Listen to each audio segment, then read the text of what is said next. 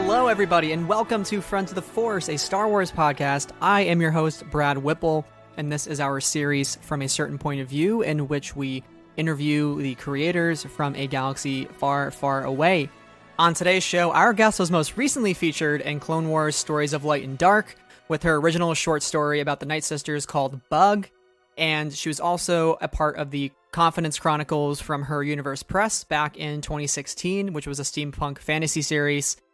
And she's also married to Dave Filoni, so she has a very unique relationship to Star Wars and the Clone Wars especially, so it's even more exciting to see her get to put her voice into this Clone Wars universe. So I'm just so excited to bring this all to you today. So without further ado, let's jump right into my interview with author E. Ann Convery. So what I told you was true, from a certain point of view. A certain point of view? Luke, you're going to find that many of the truths we cling to depend greatly on our own point of view. Hello, listeners, and welcome to Friends of the Force, a Star Wars podcast. I'm your host, Brad Whipple, and so excited for our interview today on the show. We are joined by an author from the latest book, Clone Wars Stories of Light and Dark. She wrote the new original story, Bug, which is just a fantastic tale, a spooky tale about a Night Sister, and I'm just super pleased to be talking about it today. So, Ann Convery, welcome to the show. So happy to have you. Thank you so much. I am super pleased to be here. First thing I want to ask you is, now that this original story, which wasn't a part of the, advanced copies that everybody got, so we were kind of waiting for it, what does it feel like to finally have that out in the universe for people to read, kind of leave your stamp on the Star Wars universe in publishing form, and see what that reaction's been like? It feels great. That's the short answer. I've been closely joined to Star Wars for about 15 years now, since Dave started working on the Clone Wars. And that was an experience to watch that, because Dave himself being I don't want to say rabid fan, but like a big time fan of the Star Wars before he ever came to work on it. Like, I sort of know what the fandom is like, and my experience of the fandom has been overwhelmingly positive generally.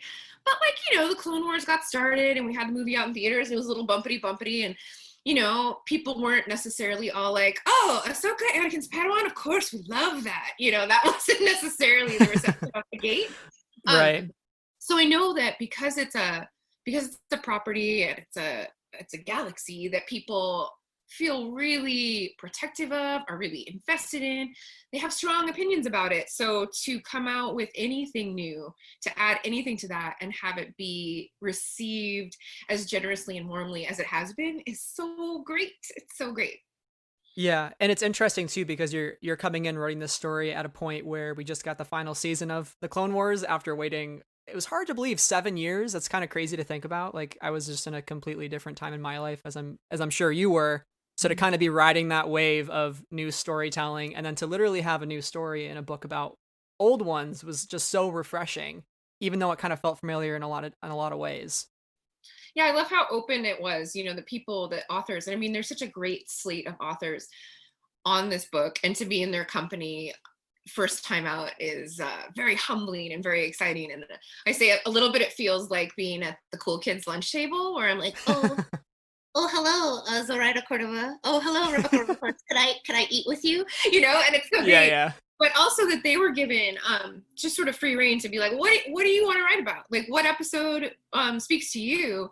So exciting. And I had the same experience to a point, so because even though mine is the original story, Dave was like, well, what would you want to write about? And before it's even out of his mouth, I was like, witches, space witches, Night Sisters. I knew what I wanted to do.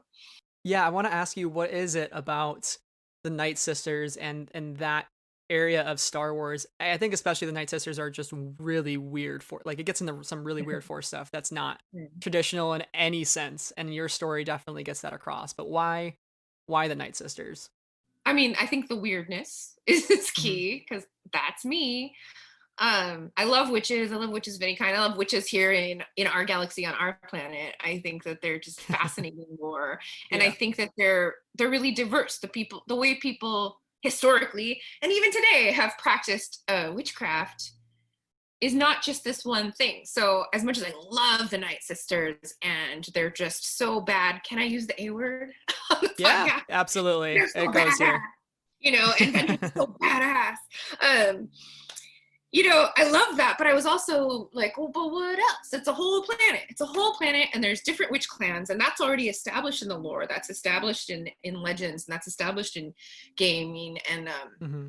it's like, well, what happens if we explore that a little more? Like, and what kind of witch or witchcraft would stand sort of in opposition to the warlike magic of Talzin and her clan? So that was exciting Yeah. too. Talzin is an interesting character Mhm. to explore, and seeing her journey throughout the Clone Wars was really fascinating. I think she was one of those pulls to the series that I didn't necessarily anticipate. And you know, you really go from episode 2 to 3, and there's such a large jump.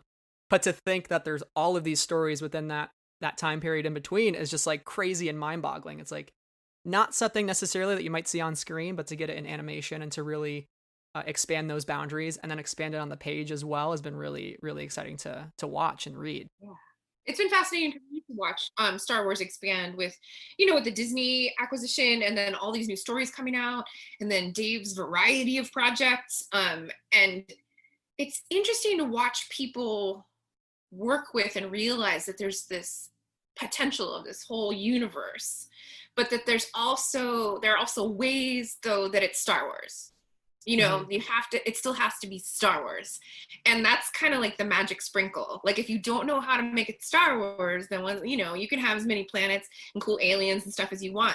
But if it doesn't have that heart and that hope, I think that we associate with Star Wars, then it's Hmm. not Star Wars. Yeah, yeah, absolutely. You're talking about Star Wars now on kind of a larger Mhm. bird's eye view perspective. So I kind of want to rewind and ask you, when did Star Wars really connect with you initially? What's your past with it? And how did it Yeah. influence some of your academic life where you went on to study psychology and specifically archetypal psychology? Oh, well, Star Wars, I mean, look, if you're born around in the 70s, right?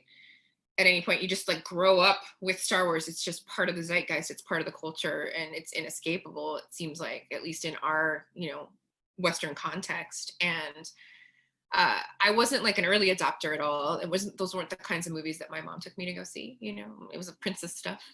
Hmm. And I don't think she knew there was a Princess Leia that we could connect You're with just in walking past the other theaters and you hear loud banging and spaceships. You're like, "What's that?" She's like, "Nope, we're going." and I'm just next door weeping over Bambi or whatever. It's fine.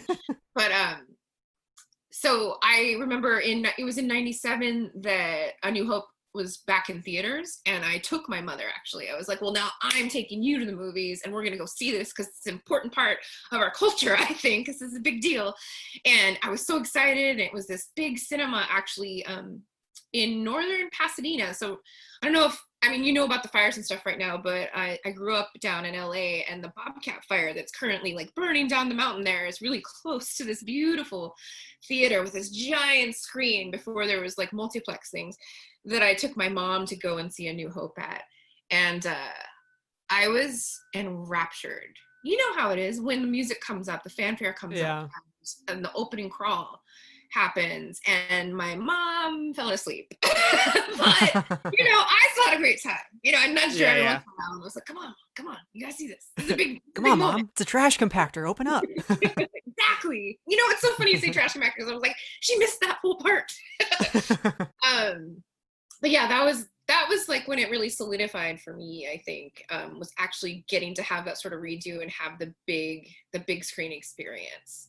And Hmm. that's when I really came to understand how myth and the archetypes live always in us, and that if we can find the right way to translate them through our human medium, you know, through the gray matter, and onto the page or onto the screen, that we're really in this constant dialogue with others in the universe that is sort of wonderful and bonds us together as Hmm. human beings, which is maybe um, a bigger answer than you were Yeah, yeah. necessarily looking for, but No, I that's. mean, that's the kind of stuff we value here on the Mhm. podcast. We really value the myth and the sort of larger perspective of Star Wars, because I think the reason the franchise sticks with us for how long it has is because of that kind of subconscious or collective unconscious of our worlds, how we connect with the stories no matter where you're from.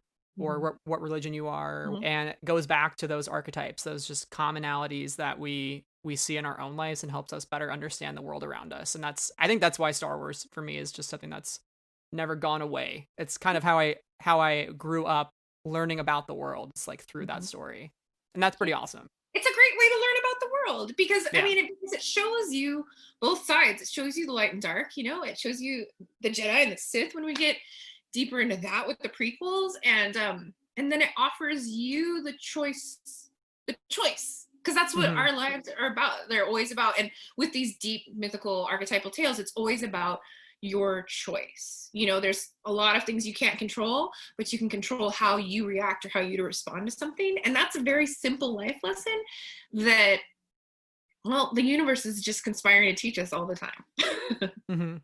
Yeah, and I think that's kind of what defines the hero's journey for some, right? Because there's a lot who just won't make that choice to leave their home or to go beyond. Right. And thinking about that in the context of your story, Bug especially, Bug makes that choice to go into a larger world. And that is kind of a theme that's presented throughout the story, is like her always looking up at the stars and feeling like she can hug them and like hold them close together, but she's always kind of stuck just sweeping up the floor, and she's just like her own beetle basically. Is that like a really core theme for how you view Star Wars, is kind of taking Star Wars is almost like a conduit for ourselves to enter our larger world and like make a difference. And for Bug, that's what she hopes to do. Is that kind of how you saw that story in some ways? Oh, for sure. I think that Yeah. I mean, we're all throughout life kind of poised right there with like our eyes on the ground, or the activity or the needs or the chores right in front of us, but also that we need to cultivate and always hold, like on the other side there, the ability to wonder, curiosity about what's next, hopes and dreams and fears, and have all those things. So yeah, I think that's what's always at play. And I mean, Bug is very much a sort of Star Wars version of a Cinderella or an Ashton Puddle character. So she's got what people want of her, or how they see her, which is not very kind, right? And that in itself is a choice. Is, am I going to see myself the way I've been told to see myself, or that I've been told that people see me, or am I going to create something different, you know?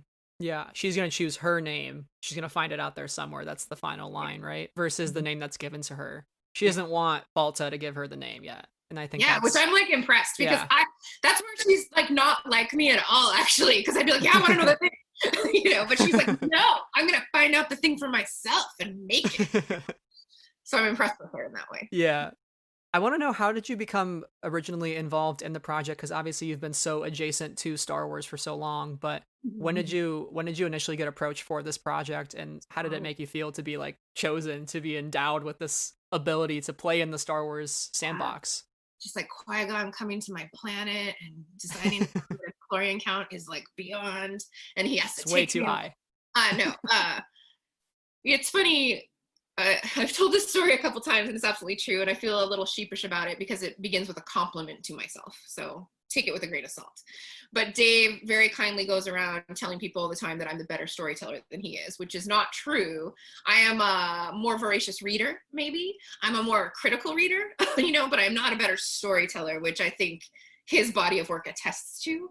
But I love that he's a great partner and that he will say those kinds of things about me, and that is as it should be. But kept saying that. And then James Watt Lucasfilm was like, well, what would Anne be interested in storytelling, you know? And Dave comes home and says, yeah, they're interested in knowing what you'd want to do. And I was like, why are you so surprised? You've been telling everybody for years. So I think it was James who was like, what would Anne like to do? And that led to a meeting with Jen Heddle, head of Lucasfilm Publishing. And I just pitched her the idea of some space witch goodness.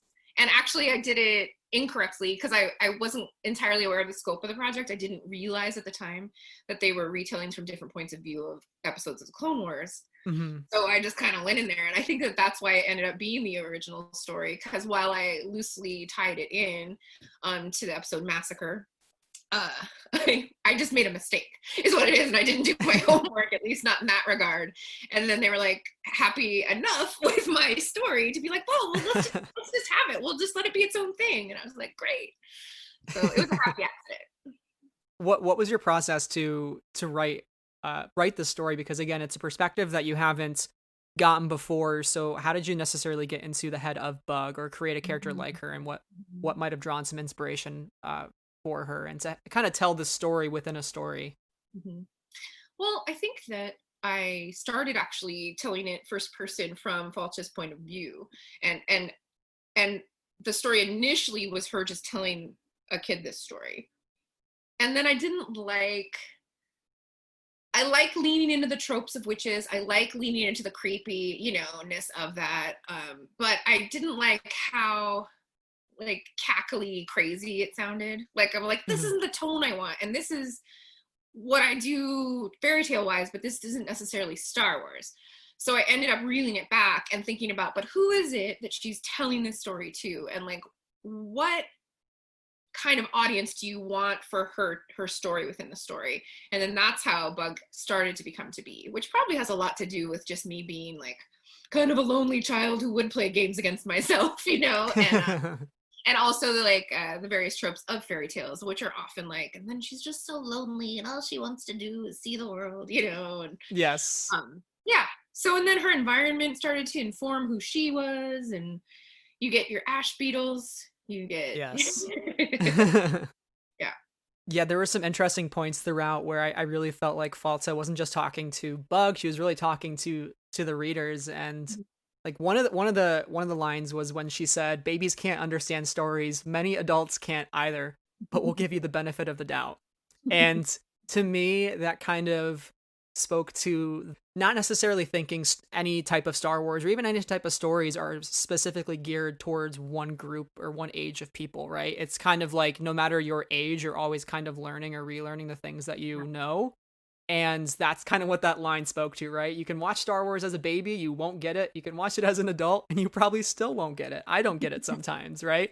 Was that kind of on purpose there, or was there some meaning behind how Mm, you view the power of storytelling, and also like how it affects different age groups, especially in the context of Star Wars? definitely. I mean, just Yeah. full stop, definitely. I mean, Star Wars, the common knowledge is Star Wars is for kids, but we see how much people across generations enjoy it. And a lot of that is older people who've grown up with it, sharing it with their kids now. And I think what's important always, I think, is a sense of play and a sense of a childlike mind. So I don't know. I've gotten so witchy with you before we even started recording here. But are you familiar with the tarot deck? Yes. I think my friend did a reading on me one time. Wonderful. So there's a Yes. there's a card that's just called the Fool, and it's like a little person with like a hobo's bindle on their back, and they're taking a step forward, and what they're taking a step forward like into is a cliff, like it's over a cliff, but they're totally happy and fine and ready. And I think that I kind of held that image a little bit in my mind with Bug. I was just like, that's what you have to be always, to be ready for the next thing, you Mm. have to be ready to risk something. um and you have to let your mind and your curiosity and what you're, I don't, willing to experience, just stay open, remain open. So in that way, Falta is kind of that kind of character too. Like, she didn't want to leave her planet, she didn't want to lose her daughter, she didn't want to do any of those things. But even still, the process of being on this planet with Bug and trying to get what she wants, she's evolving too as an older woman. So we have a young girl who's on the edge of something, and we have an older woman who's also on the edge of discovery and is still evolving. And so I kind of took in my head that guiding motif of like, well, what does it look like? What does it look like when you're the Fool and you're ready for the world, even though you're totally not ready for it? Like, and what's coming up Mhm. is a cliff. And that playfulness, that openness to story, that not being like, this is the worst, or this one is not as good as that one, or they've ruined my childhood, or whatever the dialogue is that comes up sometimes around stuff, because people Right. have strong emotions around Star Wars, which I totally understand and respect. But Yeah. you can loosen that up a little bit and get back into your childlike mind, or get back into like the Fool who knows they know nothing and is ready for everything. Yeah. You're going to have a better experience in life, let alone viewing any sort of Star Wars Mhm. content. My favorite reply ever is just, this is a movie about space wizards made for kids. Like, just It's so relax. good because it's you true, know right? yeah. So And sweet. And that makes me think of, obviously you've studied fairy tales in some of your academic work, and Star Wars originally, from Lucas's perspective, was a fairy tale for that lost generation. You know, he made American Graffiti. That was kind of him reclaiming that sort of high adrenaline youth of, you know, his desire for car racing and all that stuff. But then Star Wars sort of became this thing of, what are these kids growing up in like a post World War II world, a pre current Vietnam world? They need fairy tales too, right? And I think he really wanted to connect with that childlike wonder, and it's what you see with Yoda, who says, you know, just let your mind be in the present, don't look forward, just be here and now, and kind of approach life with that sort of risk taking mentality. And just, what do you think of like the importance of fairy tales, and why do we need them in our lives? Kind of like how we needed Star Wars. Yeah, well, I'm biased, you know, so they've got staying power, man. You can't say they don't. And they've been told over and over again. And I did a lot of work in my thesis and my master's work around how similar stories with similar motifs crop up on opposite sides of the world. You know, like there are versions of Cinderella that are from China, and there are versions that are from Germany, and there are versions, you know, and a lot of this is before your widely circulating print media, you know. So they definitely come from an unconscious place. Sometimes they get used like Hans Christian Andersen, especially to sort of dictate social mores to people. And other times they stay, I think, a little bit closer to that prima materia, to what they're really about, which is not so much. Ultimately, yes, how should you act in society? How does society function? Who are you in this world? Who are you as a citizen? Sure, fine. But more importantly, who are you at your core? Where does dark and light live in you? Fairy tales are very much the same as dreams, in that every character in a fairy tale is you. You're not just the protagonist. You're not just the pretty one. And you're not just like the evil witch. You are all the things. These are all aspects of you. And then what fairy tales present to you is the chance to cultivate the aspects of yourself that you most want to cultivate and present to others, you know? Like, how are you going to be the most effective self in the world? And, you know, right now I'm in my good Glinda the Witch aspect or whatever, talking to you, but I can very quickly, you know, turn a shade of green and start like asking little girls for their red shoes, you know, like we all have the capacity. It's spooky season. Nothing's off the table. Yeah, you can tell I'm ready for Halloween. Mid-September, it's time. Yeah, it's crazy. That's kind of what I love about the story of Bug too, because as we've been talking about fairy tales, Falta is really telling her own fairy tale to Bug, and I love how she starts it out with, once upon a time. Well, that's actually not exactly this kind of story, not so very long nor so very far away, and I thought that was kind of a funny switch, but it made me kind of question, what do you think are the most defining characteristics of a fairy tale? And like, is there like a very specific set of characteristics that it has to follow, or can it be pretty fluid? Because I think here in this instance, she's telling the story to Bug, and Bug is getting almost so like hypnotized by it and so into the story that she almost loses herself in the process. Yeah, there's something really to the bounding once upon a time and happily ever after structure of fairy tales, at least in the West especially, that I think it's important, because it creates a container for the work, and then you can like move on and like go and eat your breakfast or do whatever it is you need to do. But not all fairy tales are like that, and not all fairy tales have quite the same themes, or they'll have variations on them. I'm really especially interested, because it's part of my heritage, in Irish fairy tales and folklore. And what I love about them is that they'll be a little counterintuitive. There's this one that I really love about it's like a fairy wife, this man who takes a fairy for a wife, and he takes her to a funeral and she laughs the whole time, and he takes her to a wedding and she cries the whole time, and her reactions are all different from the human reactions, but they speak to like the happiness of someone set free at the end of a long illness, or the sadness of knowing that like marriage is work, you know, like that's really what she's reacting to. And there's something very honest about that acknowledgement of the shadow side in fairy tales that I think that Irish folklore in particular does really well. Probably it's just all that time in the rain and with whiskey, but so they can be different. But there is a structural thing. I don't know about you, but like if someone says once upon a time to me, I just sit back and I'm comfortable. Like I'm stepping into something that I know. And that I know not just because it's been told to me since I was 3 years old or whatever, but because I know it in a deeper sense almost in my body at this point. Yeah. And so there's room for transformation within that known bounded space. But we need that sense of comfort and being held by the structure of the story in order to transform. It's a cocoon that way. Mm-hmm. Yeah, I traditionally think that when you hear fairy tale, you do think of the happily ever after always, but it is interesting to see how that work can be transformed within it, like you're saying. And you mentioned the word cocoon. I can't help but think of the Nightsisters again, you know?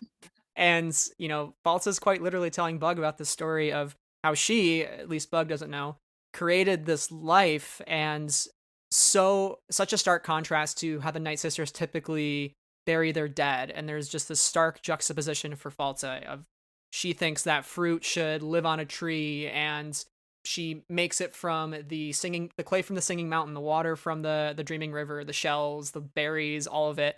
I thought that was like really beautiful in a way. And when you approach that sort of I don't think we saw it in the series, the specific character, if I'm correct.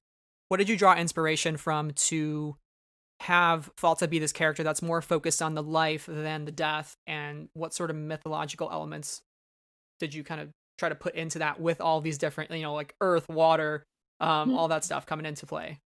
That was in some ways pretty straightforward in that the Nightsisters are so overtly, their magic is so overtly about like war and death. You know, and a lot of that is because of the direction I think Talzin takes it in.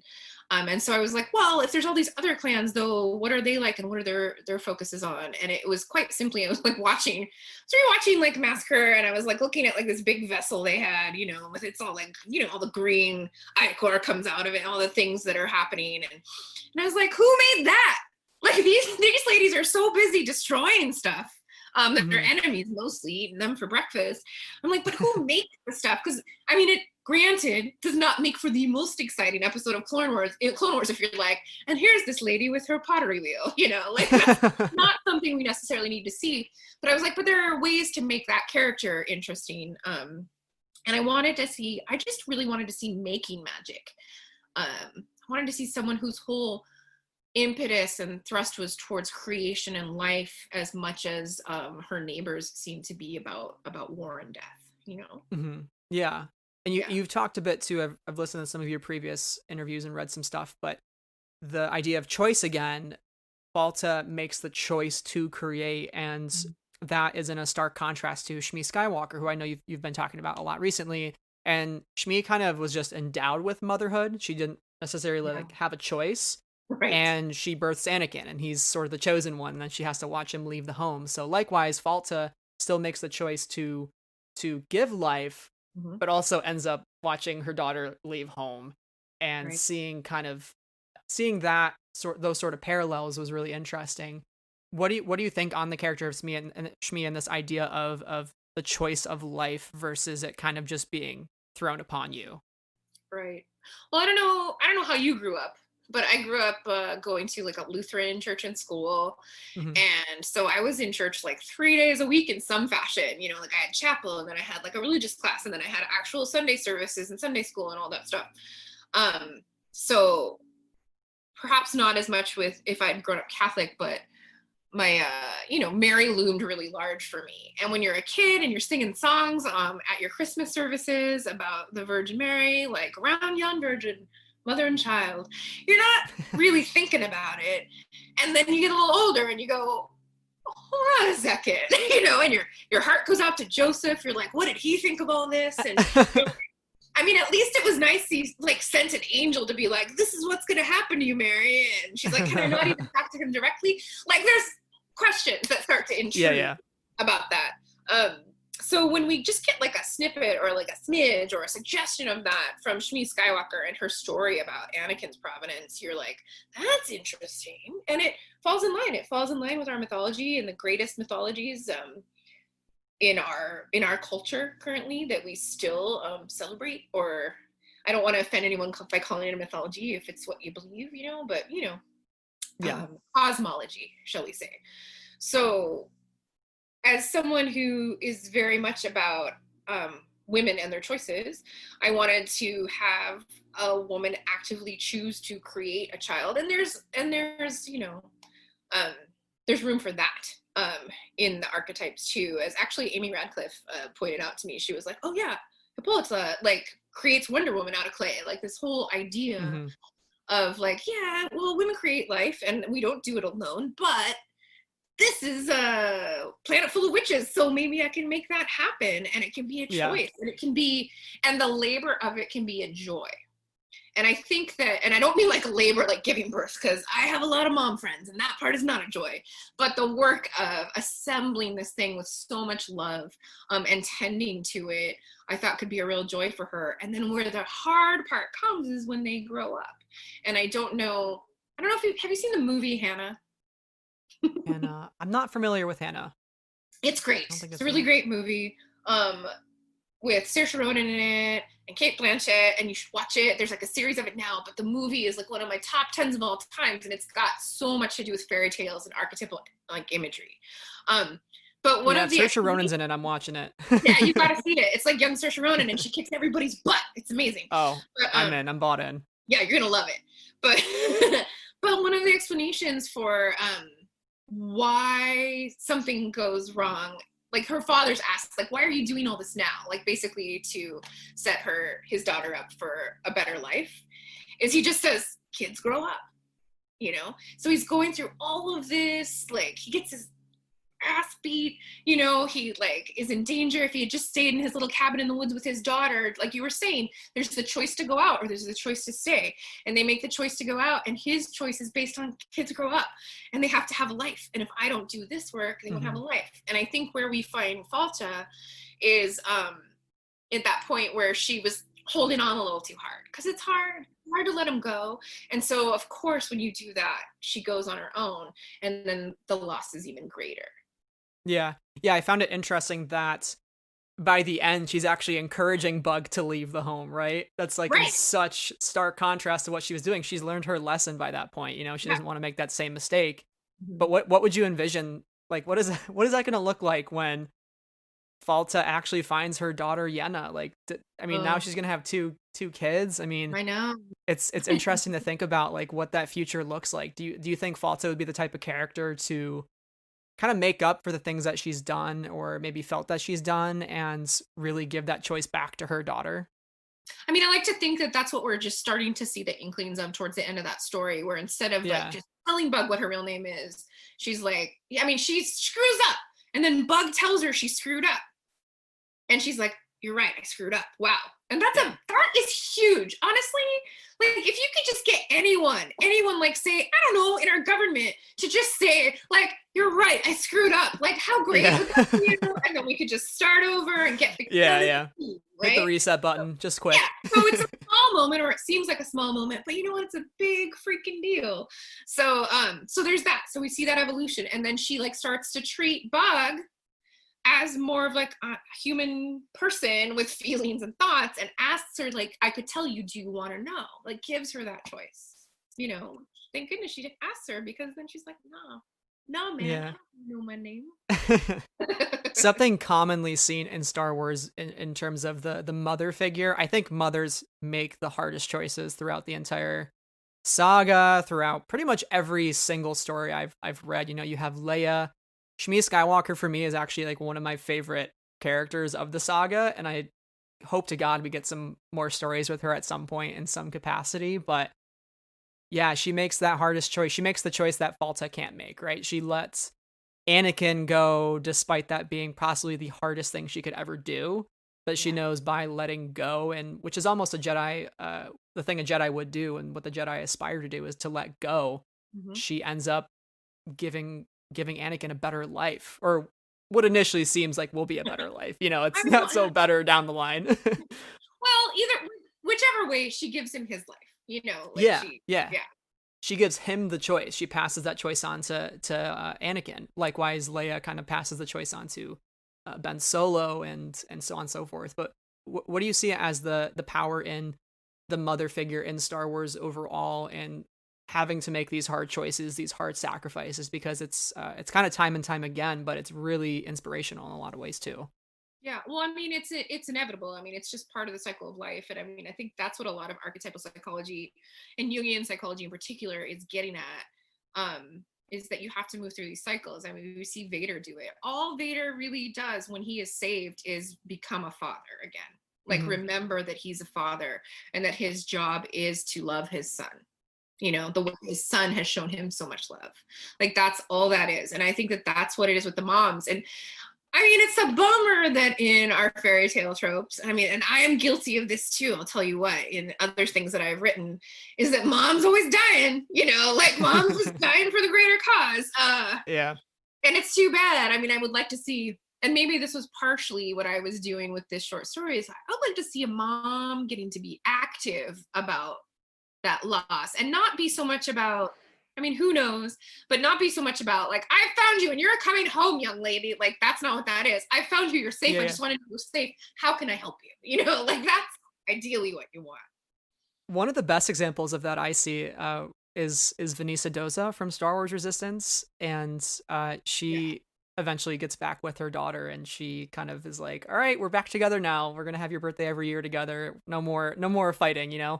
And I think I just really love the mother-daughter relationships in Star Wars. Even though there are a few of them, but the ones that we do get are so powerful. And I Yeah. think Bug, Yenna, and Falta kind of are another addition to that mythos of Star Wars. Would you hope to see maybe some more mother-daughter relationships explored in Star Wars? Because I know so much of it is typically focused on the father and son, but what do you think that could really add to the Star Wars mythology overall? I mean, it adds a like a sort of a missing half. It would be great Hmm. to see those relationships evolve too. I mean, we have Hera and Jason at the end of Rebels, which is like so exciting. Like, Yes. look at Yeah, that! yeah. I'm just piloting the ghost into the future. It's Yes. so hopeful and wonderful. And I mean, and I think that that's the thing. I think it's been kind of a missing part of the equation, and that's fine. We've been focused on other things for a really long time, but I think that especially as we get a greater diversity of voices telling Star Wars stories, that maybe we'll get a different angle on some of Yeah. these relationships than we've had. Yeah, I think that's the thing I'm most excited for, and I'm really looking forward to what's to come because there's so many books, so many TV shows already announced, so I'm very excited. Like, there's no dearth of Star Wars, and I know that some Yeah. people are like, when are they gonna stop? And I'm like, there's no reason to stop, because the material as is unending as the collective unconscious. Like, there's so Hmm. much. Yeah. Yes, absolutely. So I want to ask about the demonic piece. I thought this was kind of an interesting symbol throughout the story to me, and I think everything has a purpose. Like whether it's on screen or on the page, like every single thing is put in there for a reason. Well, But that's to so kind. me, the Dajaric piece that was missing for Bug, it kind of feel like it represented the kind of like her North Star in a way, like the direction in her life was missing. And at one point, Falta, like when they're about to leave and go off on their adventure together, she talks to her about this trick. Like, if you learn the trick, that piece can be whatever you want it to be. So to me, that kind of felt very meta in a way. It's like, that's your life, that's your North Star. You can kind of follow it wherever you want. You just have to learn how. And like, maybe she can teach you how to do that. Is that kind of what you were getting at in terms of that piece sort of representing the missing part of Bug? Or what went into that thinking? I would just love to say that you're an excellent reader that makes my stuff sound so much smarter than I originally planned. No, no, but actually, I've been I'm very honest about like, no, I wasn't seeing that at all, but I'm so glad you see it. And yes, let's At talk least more that's what about I gleaned from it. let's Yeah. talk about how smart I am, even when I don't know I'm being smart.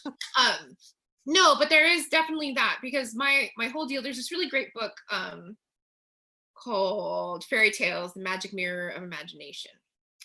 That actually I think a professor of mine back when I was at Cal State Los Angeles for a little while wrote, and it's really great. And a lot of like my work subsequently with fairy tales is about how did these characters reveal me? Like, what do I see? Like, what do I see of myself in these characters? And then how do I work with that? And that's the key, is like not everybody goes off and works with it.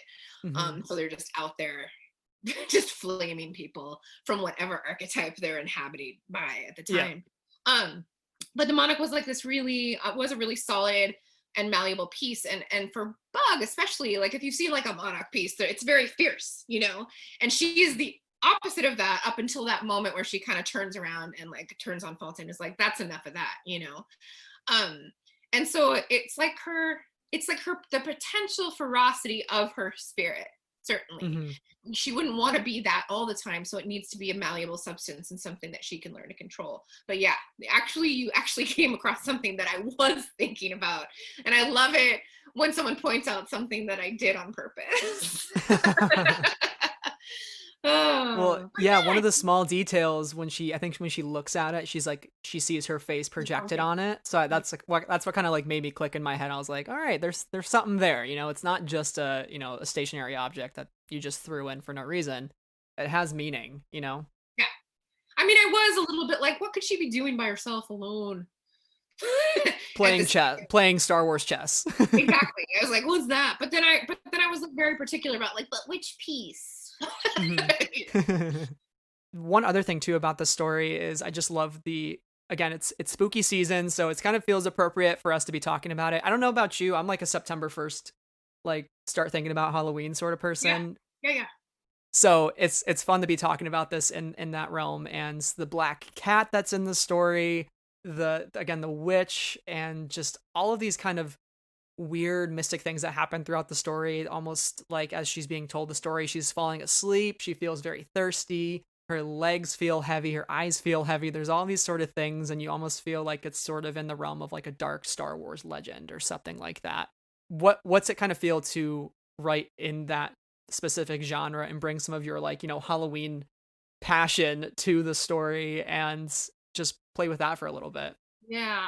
What's nice about the structure of Star Wars is that it does give you, I think, a lot of space to play in. No pun intended.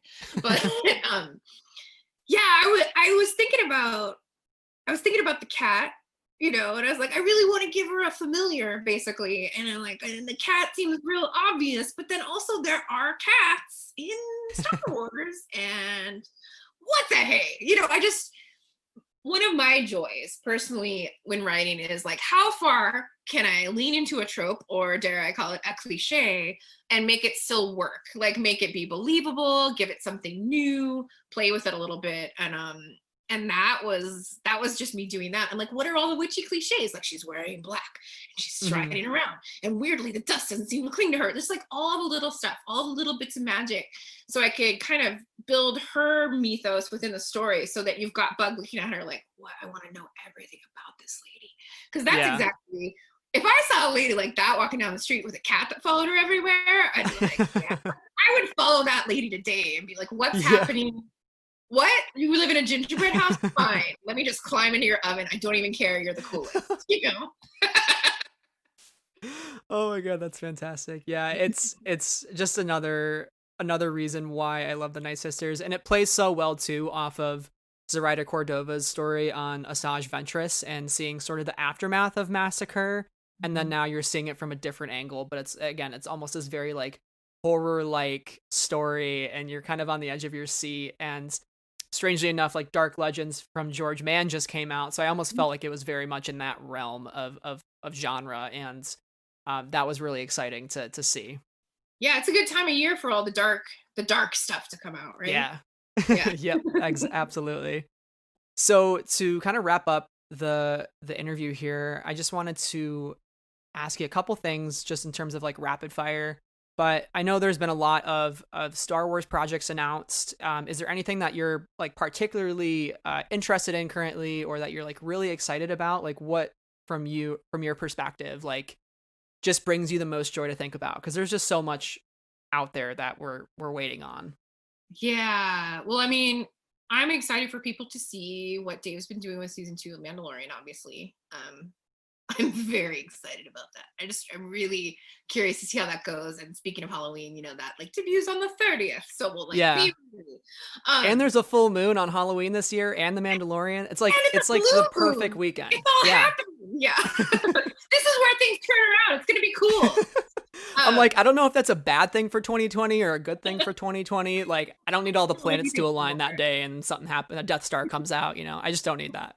That's it. That's just gonna be it. Dave's fantasy is that Godzilla rises from the ocean, and then where things are really happening. But I'm really excited about Bad Batch because I've seen some of that, and I'm just like blown away with like how they've really hit their stride in animation and the storytelling and what's going on there. I had just the best time watching that cartoon, and I don't always feel that. Like Dave will tell you that I'm like the meanest critic of his things, but in a loving way, because I'm like, but this is what he do, it's just what you challenge him, that's always it's a good that's thing. what a good partner does. You find a loving way to challenge your partner. But Bad Batch I just think is phenomenal, and a lot of that is due to the whole team there, but Athena Portillo, who's been with Lucasfilm Animation from almost the beginning. I think Dave stole her from another project. It's fine. She's just great. She's a great leader in our animation department, and I think that what they're able to do and how they're able to do it, it's just this machine now, but like a good one, not like a yeah. Dun, dun, dun, dun, dun, dun, not with the parts. It's just more like people are just having a blast making it, and it shows. So there's that, and then that Obi-Wan project headed by Deb Chen is really exciting to me because I'm like, oh, what, a lady's going to direct a series? How will this go? And it's gonna be great. That's how that's gonna go. So yeah, I'm excited. I'm excited for some sad Obi-Wan vibes. I'm waiting for it. Sad Zach. I'm like, he's definitely had a few drinks in that cantina back in the day. Like that's not the first bar fight in A New Hope. He's had many. He's experienced. And that he every once in a while he used to sneak a death stick every once in a while, out behind. I don't know, they don't really have gyms in Star Wars, do they? Yeah. He was talking mad smack about them in Attack of the Clones, but then he's like, maybe I'll try one. He's totally that guy who's like, I gave them up, and so things are, Obi-Wan. Yes.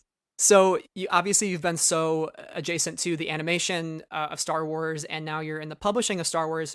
From my perspective, I actually think publishing and animation are like almost the best mediums to tell Star Wars nowadays, and I still love films and television, and I think Mandalorian is definitely proving that. But from your perspective, what do you see as the power of animation and publishing to not just be sort of the side things that are just kind of there? They're not just like extra dressing. They really are the meal. They're really as important to anything else in the Star Wars mythology as a movie or a television show.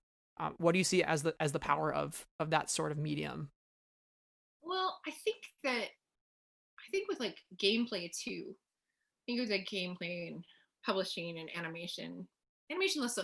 As far as I'm concerned, animation can tell any sort of story as cinematically, as beautifully, as touchingly, with your highs and your lows as live action any day. And I think that that's just an idea we have in our heads here, like whereas in like say Japan and their animation, they know that medium is for everything just as much, so for me, I can't and won't separate out animation and the work done there from the live action, really. I'm like, that's just as, and sometimes more beautiful depending on, what it is you're trying to convey. So far as publishing and gameplay and those kinds of things go, I think that like if you look at Star Wars as like a body, and you've got your big feature trilogies or whatever up at the head, and then you've got your other live action all throughout, and that's what you see. But like your publishing, that's just your blood, and your games is like your nervous system. Like it's all keeping it moving. So even when we haven't had like a tent pole coming out in the theaters or whatever, or we're just sitting like waiting for a series for many, many years before like we got even Clone Wars, those things just keep on chugging. And without those, like what's happening? So they really are like the life's blood. And what's so great, I think, about publishing, about reading, is that that's like this really personal experience You know, there's something really intimate about the book, which is, I think, why you get so many fun fan theories and fanfic and stuff that spreads from that published material in particular. It's just fun. It's a different way to interact. And I think people really own it hard. And I love that. I'm always a proponent for people to watch the animated stuff and read the books, because I'm just like, it's not, it's just as integral to the Star Wars universe. It's there, it's ready to be consumed, and there's just so many fun stories, and like you said, fun voices to go along for the ride. So I'm particularly excited from a certain point of view for Empire Strikes Back, because you got 40 different people working on it, so that's just a great example of what we can do with publishing, especially. It's like, I want to know about Wilbur Hood. I do. I want to know what's in that container.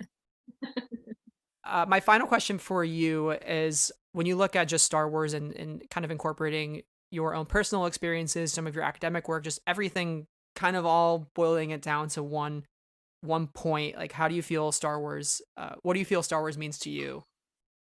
I mean, Star Wars means the world to me. Like, it affects it's now really affected my creative life, sometimes in not so great ways, because with the pressures of like supporting Dave and the time that his job takes, and then the things that I take on, sort of just day-to-day responsibility wise because of that, and it's a little bit like, man, Star Wars, right? But at the same time, I look at the roof over my head and the like books I have and the things I'm doing, and I'm like, man, Star Wars, So there's a real give and take there, although overall overwhelmingly positive.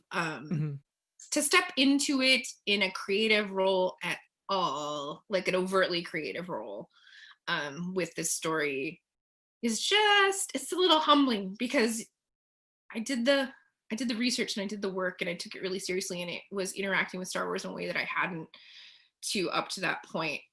And so I guess I felt a little bit like Bug in that tower, just looking out at the galaxy and all the possibilities, and really just wanting to do right by myself, do what I do and honor that, and then do right by that whole galaxy. So it was great. It was like any great adventure, you know? And I came out on the other side and I feel all right. Yeah. It's how you're supposed to feel when you go through the Star Wars journey. So yeah, exactly.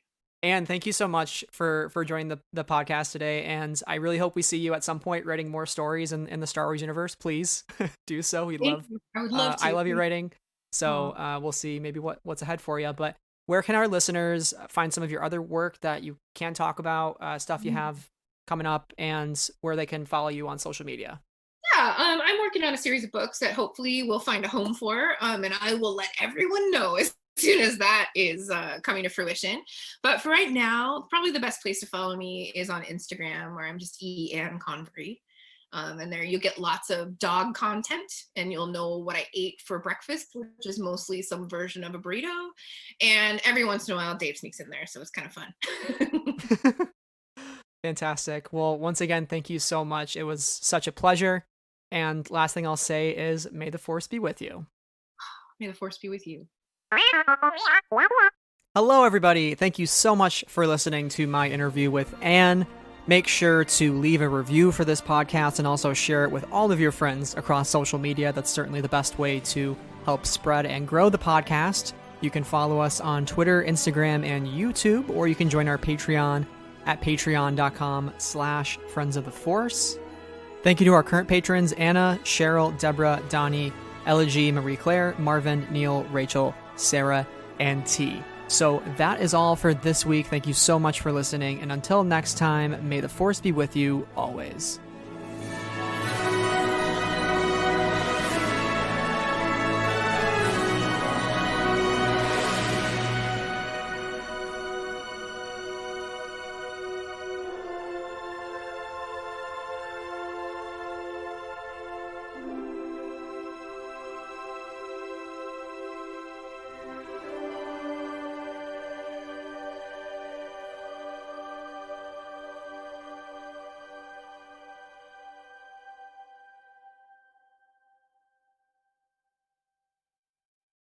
Friends of the Force is a proud member of the Star Wars Escape Pods network.